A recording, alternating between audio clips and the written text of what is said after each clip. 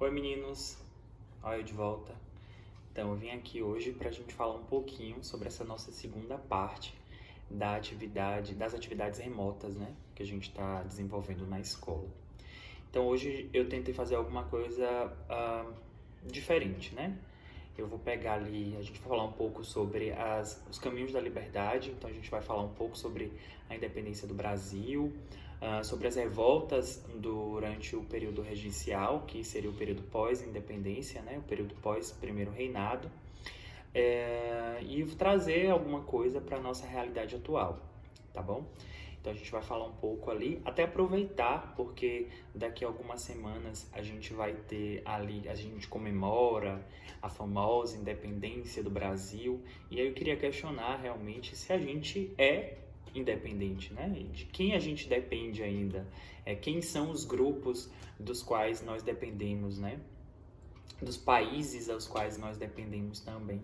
Essa independência, ela se firmou, ela realmente aconteceu. Então vamos tentar ali entender um pouquinho como é que aconteceu, como é que foi, como é que não foi e algumas situações e alguns contextos ali, tá bom? Então tudo começa, né, esse processo ali de independência do Brasil começa efetivamente com a saída da família real, né, a fuga da família real portuguesa. Então eles fogem ali de Lisboa, né, temendo ali o Napoleão Bonaparte, e eles partem para o Brasil. Em 1815, já passado alguns anos que eles já estavam aqui no Brasil, o Brasil ele é levado a um título, a uma categoria de Reino Unido, a Portugal e Algarves. Então era um título extremamente importante para o Brasil. Então coloca o Brasil não mais numa posição de colônia, mas numa posição privilegiada, certo? Só que Napoleão Bonaparte saiu do governo francês, há toda uma reunião que é o congresso ali em Versalhes, em que as pessoas elas começam a debater como seria o futuro da Europa depois de Napoleão Bonaparte, e as cortes portuguesas convocam ali, né, o retorno da família real portuguesa para Portugal. E eles vão, né, acabam indo. E aí em 1822, né, efetivamente em 1822, há toda uma pressão, porque os portugueses fizeram um jogo duplo, né? Vai parte da família real portuguesa de volta, né, para Portugal, para Lisboa, de volta para Lisboa, só que Dom Pedro I, ele continua aqui com sua esposa, e nessa situação de jogo duplo, eles começam a forçar que o Dom Pedro volte para Portugal. Naquele famoso dia do fico, ele assina uma petição, e nessa petição, que continha diversas assinaturas de vários brasileiros, principalmente ligados à burguesia brasileira na época, né, a elite brasileira na época, ele diz que fica no Brasil. E aí tem toda uma movimentação, tem todo um processo, digamos assim, que vai culminar ali no famoso e no fatídico dia de 7 de setembro de 1822, que é quando o Pedro ele declara a independência e o Brasil se torna independente, né? Seria muito bonito se fosse dessa forma tão mágica, mas não foi assim que aconteceu. Primeiro porque a gente esquece a figura de uma mulher, né, que era a Leopoldina, que estava como princesa regente, e foi ela que assinou a declaração de independência, né? Ela só comunicou ao Pedro, e o Pedro comunicou ao povo que nós estávamos livres de Portugal. Mas não foi muito bem assim, que a gente estava livre de uma hora para outra, não. Muitas províncias, como o Grão-Pará, atual Pará, e o Maranhão, optaram por continuar ligados às cortes portuguesas de Lisboa, e outras, porém, decidiram expulsar ali os portugueses, né? Que foi o caso da Bahia, do Piauí, que em 1823 as duas províncias decidiram ali se envolver em batalhas de independência, né? Na Bahia a gente tem a famosa independência da Bahia, que tem um vídeo de um grande amigo meu chamado Ivan Mesquita, que ele fez aí no canal dele no Instagram, um vídeo falando sobre Maria Quitéria e falando sobre esse processo da independência da Bahia. Depois eu vou deixar o Instagram dele aí para vocês acessarem, mas deu uma viralizada aí, tá, o vídeo dele. E também a gente tem a Batalha de Genipapo, que aconteceu no Piauí, que foi também em 1823, com o intuito de expulsar os portugueses do Brasil e daquelas regiões provinciais. Portugal só vai reconhecer a independência do Brasil em 1825, ou seja, 3 anos depois da assinatura lá da independência. E para o Brasil se tornar independente e ter esse reconhecimento de Portugal, que era a antiga metrópole, né? Nós brasileiros, né? Através do Dom Pedro I, tivemos que pagar uma dívida de 2 milhões de libras, 2 milhões, né? 2 milhões de libras esterlinas, que foi pago por um empréstimo concedido pelos ingleses. Então, olha a coisa engraçada, né?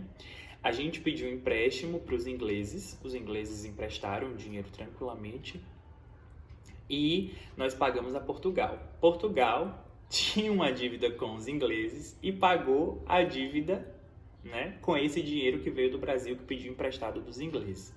Então é uma situação bem engraçada, né? E aí a gente vai ter a nossa primeira dívida externa.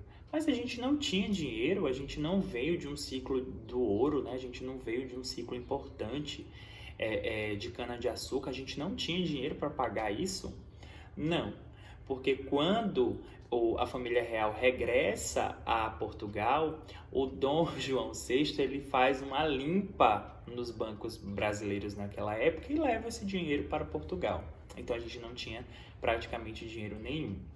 Enfim, em 1824, ou seja, um ano antes do reconhecimento de independência, o Dom Pedro pensou, né, 1, 2, 10 vezes numa nova Constituição para o Brasil. Não era mais viável que o Brasil, agora como país independente, continuasse a seguir as regras e as leis de Portugal.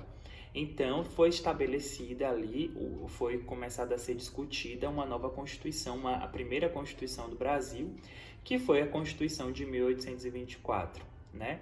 Nela estabelecia que o Brasil iria ser uma monarquia constitucional hereditária, que significa que nós teríamos um rei ou um imperador e que esse governaria o nosso país, que ele obedeceria uma Constituição, né? E que essa monarquia passaria de pai para filho. Então, existia ali toda uma linha sucessória para que fosse o poder perpetuado ali por membros de uma mesma família. E essa monarquia era dividida em 4 poderes: executivo, legislativo, judiciário, que era a ideia do Montesquieu lá do iluminismo. Só que eles acrescentaram um 4º poder. Esse 4º poder era o poder do imperador. Ou seja, o imperador tinha 2 poderes, tanto o executivo quanto o moderador. Caso ele não concordasse com alguma dessas coisas, ele utilizava o seu 2º poder, que era o moderador, e ele fazia como bem entendia ali tudo aquilo que ele queria. Né? Na prática, o imperador tinha plenos poderes para fazer aquilo que ele bem quisesse e bem entendesse. O voto da população era um voto censitário, ou seja, só podia votar homens maiores de 25 anos, né? Então eu não podia votar porque eu tenho 22, e com renda mínima de 100 mil réis. Aí eu fiz uma conta ali, quanto seria 100 mil réis? Corrigido em valor de hoje, seria equivalente a 12.300 reais. Né? Então ele teria que ter essa renda mínima de 12.300 reais. Claro que naquela época era uma outra quantidade de dinheiro, valia muito mais do que esse valor corrigido para hoje, né? Durante esse período em que o Brasil ele foi governado pelo Dom Pedro I, o nosso imperador ele enfrentou diversos movimentos populares e isso colocava em perigo a sua própria popularidade, né? Então a gente pode destacar que aconteceu na região nordeste, né, do nosso país, que foi a Confederação do Equador, que foi a confederação de diversos estados brasileiros, naquela época províncias, e que buscavam ali a separação do nosso país, do restante do país, porque eles achavam que o Dom Pedro I só privilegiava determinados grupos, que ele só privilegiava a corte, que estava ali no Rio de Janeiro e assim por diante. A gente também tem outro movimento que vai acontecer ali no sul do país, né, entre 1825 e 1828, que é a Guerra da Cisplatina. Era uma província que tinha esse nome de Cisplatina, e que foi, né, acrescentada ao Brasil e é hoje o atual Uruguai.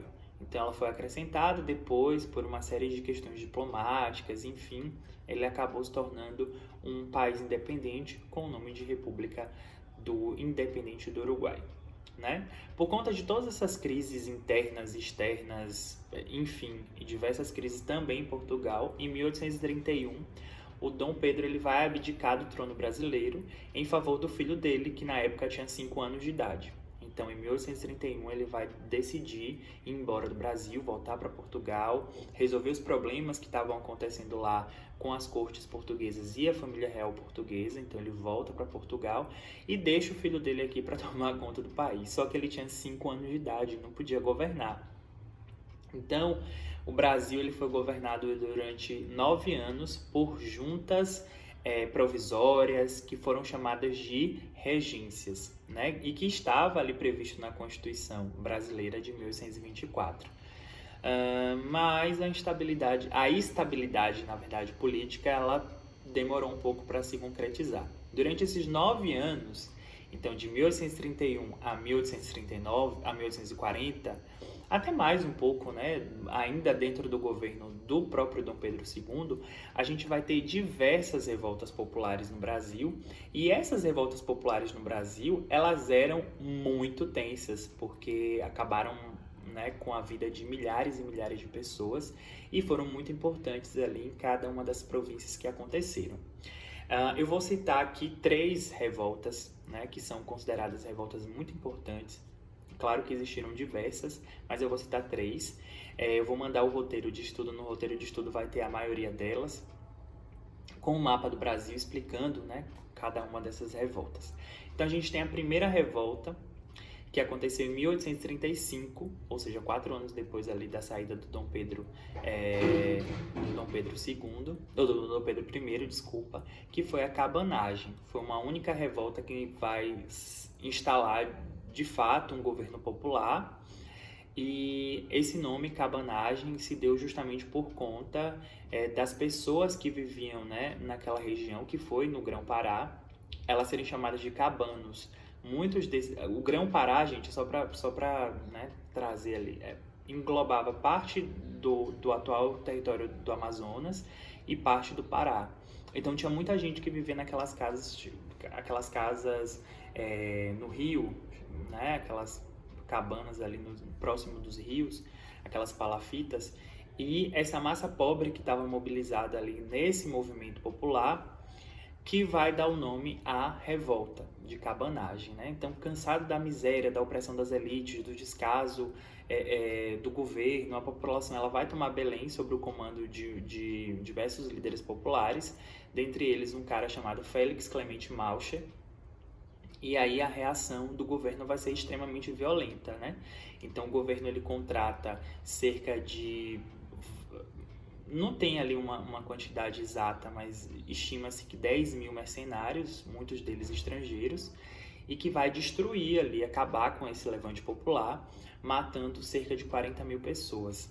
Então a gente vai ter quase metade da população da província na época sendo morta nessa revolta popular, né, que durou ali cerca de 5 anos.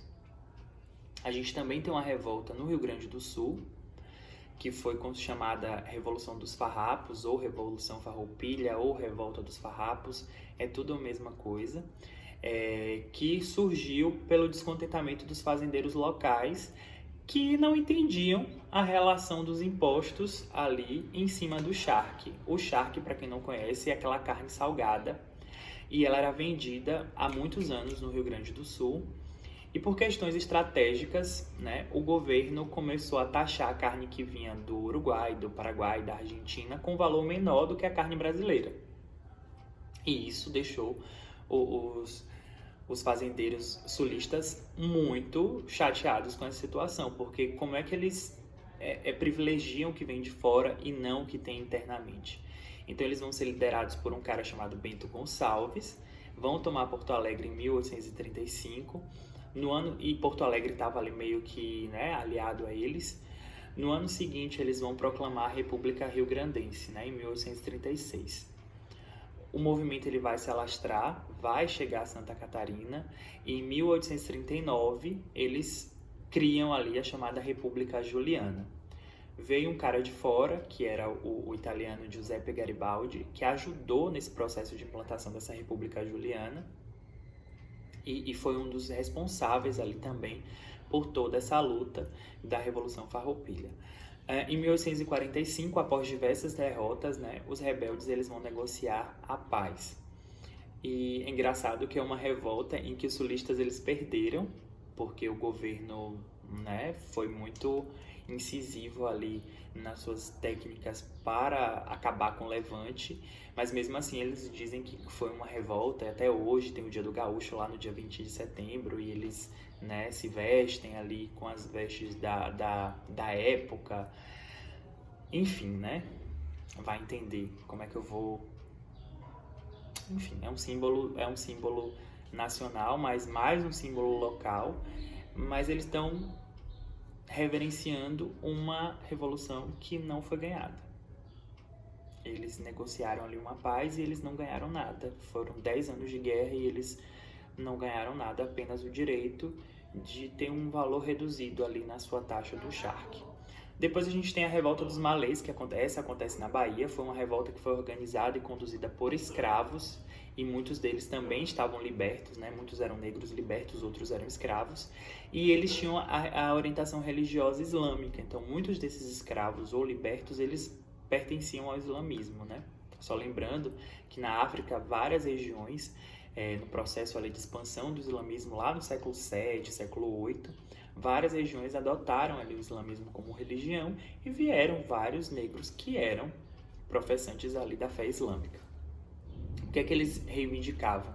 A liberdade de culto religioso, porque no Brasil só era permitido naquela época, através do padroado real e através da ligação do Estado com a igreja, só era permitido o catolicismo, né? E as outras religiões eram permitidas dentro de casa, mas, né, os negros eles recebiam diversas retaliações quanto à profissão do seu credo religioso, não somente do credo religioso islâmico, mas também do credo religioso das religiões animistas, do candomblé, etc. E outra coisa que eles reivindicavam era também o fim da exploração do trabalho, né? E também os castigos físicos dados a muitos escravos ali, e escravizados, né? Nessa situação ali de amplos castigos físicos dados a eles. Então a gente tem ali essa revolta dos malês, ela acontecendo, só que ela foi rapidamente sufocada. Ela aconteceu também em 1835, mas ela não chegou a ser levada adiante porque alguém delatou, alguém vai falar sobre o movimento, né? Todas essas revoltas, esses levantes, eles começaram a cessar com a subida do Dom Pedro II ao trono brasileiro em 1840. Porque mesmo ele não possuindo a idade necessária para assumir o governo, porque ele tinha 14 anos, vai ter ali um conchavo entre diversos grupos políticos da época para dar um golpe, que ficou conhecido como golpe de maioridade, para que o Dom Pedro ele assumisse o governo, né? Então foi mais ou menos isso que aconteceu. Observe que naquela época todos esses movimentos eles demoram para acontecer, né? Eles demoram para se efetivar. A gente tem movimentos que duraram ali 5 anos, 10 anos. Então a gente vai ter esses movimentos eles acontecendo de uma forma muito pequena, né? Pouquinho a pouquinho. Hoje, com o advento da internet, a gente tem várias e várias revoltas populares acontecendo de uma hora para outra. Então, a gente tem um caso recente do Chile, a gente tem os casos aqui no Brasil, a gente tem os casos atuais nos Estados Unidos, da movimentação dos negros contra a violência policial. Então, a gente tem diversos casos em que a internet ela foi propulsora dessas revoltas populares no século XXI. E aí eu coloquei um texto que vai estar ali no roteiro de atividades, né, de história, para que vocês leiam esse texto. Tem alguns links ali para a gente entender a força dessa internet atualmente nessa atividade e nessa movimentação das revoltas populares, certo? Aí a gente vai fazer uma análise depois com as atividades que eu propus ali para vocês, que falam justamente, conversam até onde vai essas semelhanças, até onde vai essas diferenças desses movimentos ali que acontecem atualmente e que aconteceram no passado aqui no Brasil. Então espero que vocês continuem estudando, muita saudade de vocês, espero que a gente se encontre logo, que essa vacina logo saia, tá bom? Beijo, fique com Deus.